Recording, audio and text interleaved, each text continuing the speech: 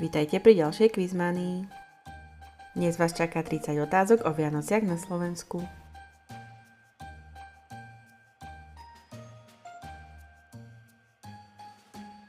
Kto nosí darčeky na Vianoce na Slovensku? Santa Claus, Dedo Mráz alebo Ježiško?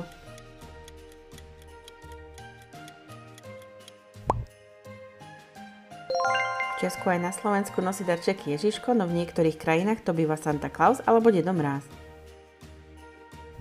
Čo ľudia tradične dávajú pod obrus na štedrovečerný stôl? Orechy, rybie šupiny a peniaze alebo hračky? Rybie šupiny pod obrusom majú priniesť do domu bohatstvo a šťastie v novom roku.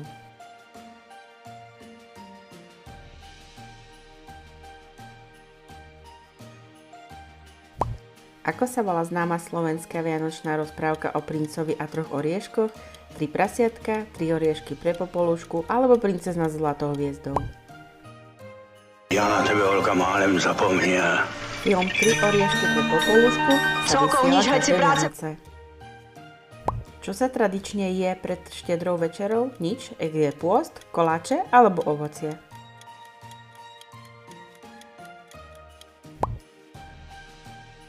Hovorí sa, že kto sa postí až do večere, uvidí zlaté prasiatko.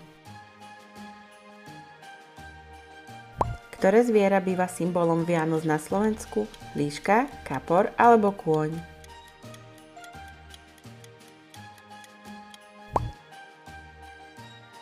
Kapra si mnohí kupujú živého a pustia ho do vane, kým ho pripravia na večeru. Čo si ľudia zvyknú vešať na dvere počas Vianoc? Mašľu, veniec alebo hviezdu?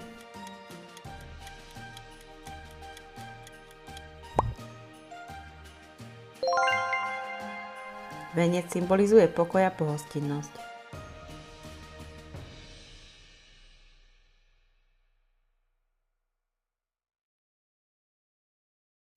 Ako sa volá rozprávka, v ktorej sa hovorí je ti zima, dievčatko, Perimbaba, Mrázik alebo Princezna z mlyna?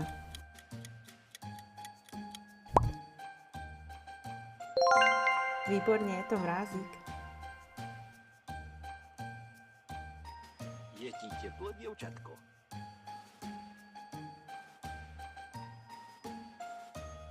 Ako sa volá koláčik, ktorý sa často robí z orechov a má tvar polmesiaca? Vanilkové rožky, linecké koláčiky alebo medovníky? Vanilkové rožky patria medzi najvoňavejšie koláče. Ako sa volá pieseň, ktorá sa často spieva pri stromčeku? Tichá noc, svätá noc, tichá noc, dobrý pastier sa narodil alebo búvaj dieťa krásne? Pieseň Tichá noc bola prvýkrát zaspievaná v Rakúsku, ale rýchlo sa stala obľúbenou aj u nás. Čo sa na Slovensku tradične pije na Vianoce pre zdravie? Mlieko s medom, horúca čokoláda alebo medovina?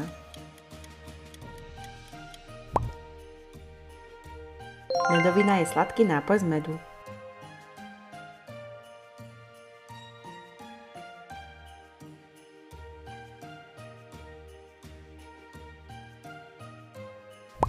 Ktoré jedlá sú na slovenskom vianočnom stole?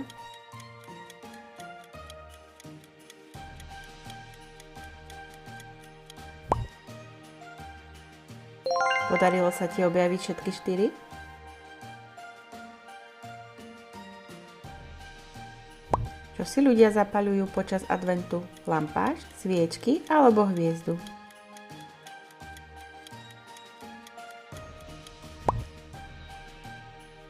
Každú nedeľu sa zapáli jedna sviečka.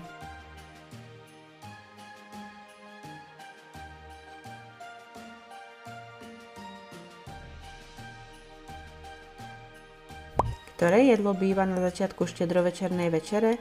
Oplátky s cesnakom a medom, makové rezance alebo palacinky? Výborne, cesnak a med symbolizujú zdravie a sladký život v ďalšom roku. Čo sa zvykne robiť s jablkom na štedrý večer? Rozkrojí sa na poli, zavesí sa na stromček alebo sa uloží pod vankúš.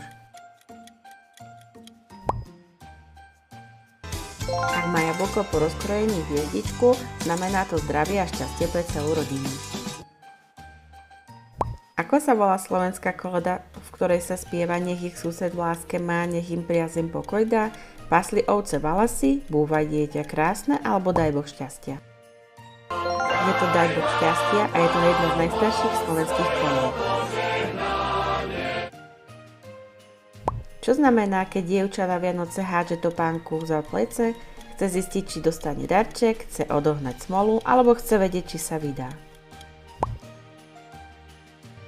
Ak špička topánky ukáže k dverám, dievča sa vraj čoskoro vydá a odíde z domu. Ako sa volá postava, ktorá nosí sladkosti 6. decembra? Mikuláš, čert alebo anjel?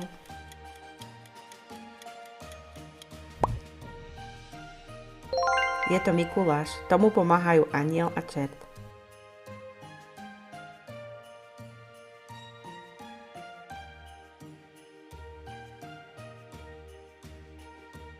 Ako sa volá česká rozprávka o mlynárovej dcere, do ktorej sa zaľúbi vodník aj čert? Princezna Zemlejná, Pyšná princezna alebo S čertom nejsou žerty? Je to skvelá princezna Zemlejná.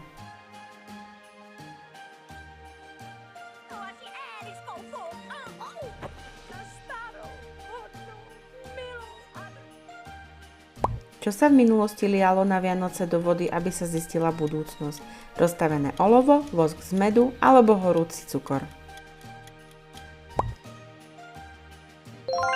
Ľudia liali olovo do vody a z tváru hádali, čo ich čaká.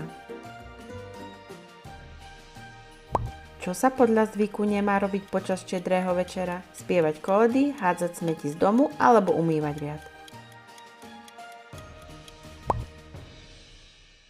Ľudia verili, že by s odpadom mohli vyniesť z domu šťastie. Do ktorého balenia zabalíš darček?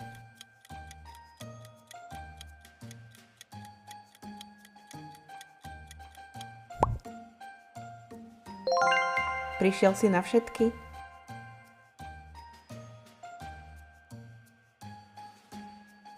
Ako sa volá hlavný chod štedrovečernej večere na Slovensku? Špagety, kurací vývar alebo zemiakový šálát a ryba? Áno, je to zemiakový šalát a ryba.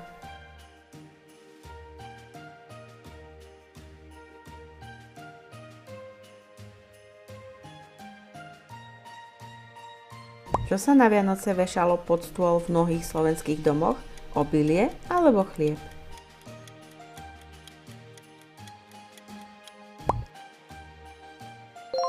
Snop obilia symbolizoval úrodu a jedlo na celý nasledujúci rok.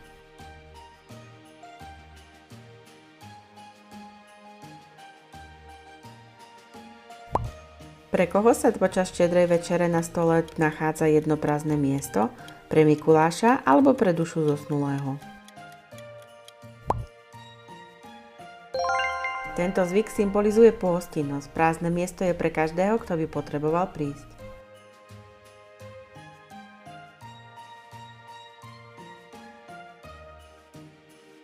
Ako sa volá deň po štiedrom dni?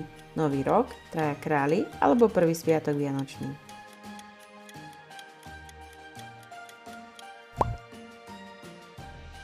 Vtedy si rodiny väčšinou oddychnú, navštevujú sa a spievajú koledy.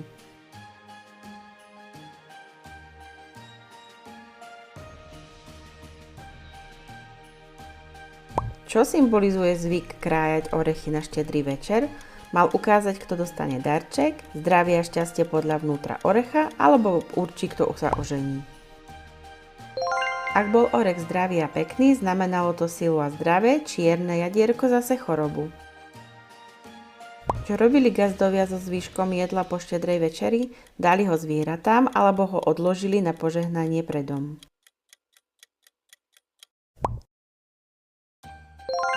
V niektorých regiónoch sa jedlo nechávalo na stole cez noc, aby sa aj duše mŕtvych najedli.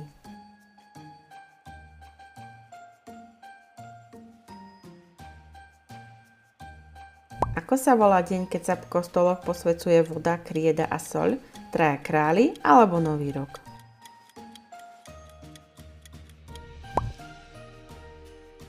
Osvietenou kriedou sa píšu písmená C, M a B na dvere, symbol požehnania domu.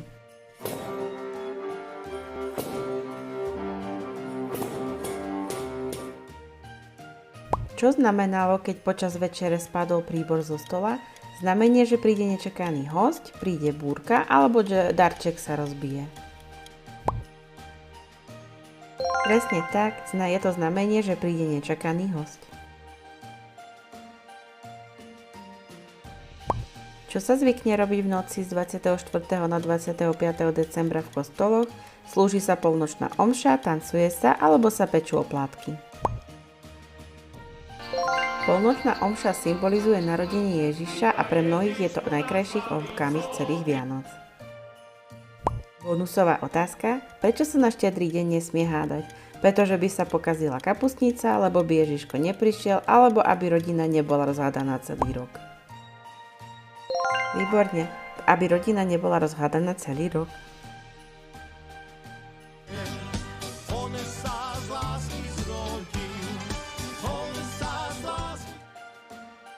Ďalší bonus. Čo robili pastieri, keď išli vinčovať na Vianoce?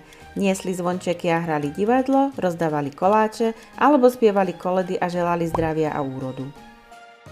Pastieri chodili po dedinách, spievali a dostávali za to koláče, klobásy alebo pár grošov. V meste Betleheme, na slame našene, narodil sa Kristus Pán pre našu... Nájdeš 5 rozdielov?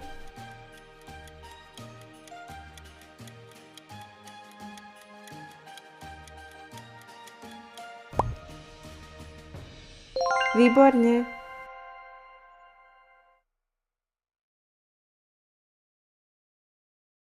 Aj my z Quizmanie ti prajeme šťastné a veselé Vianoce.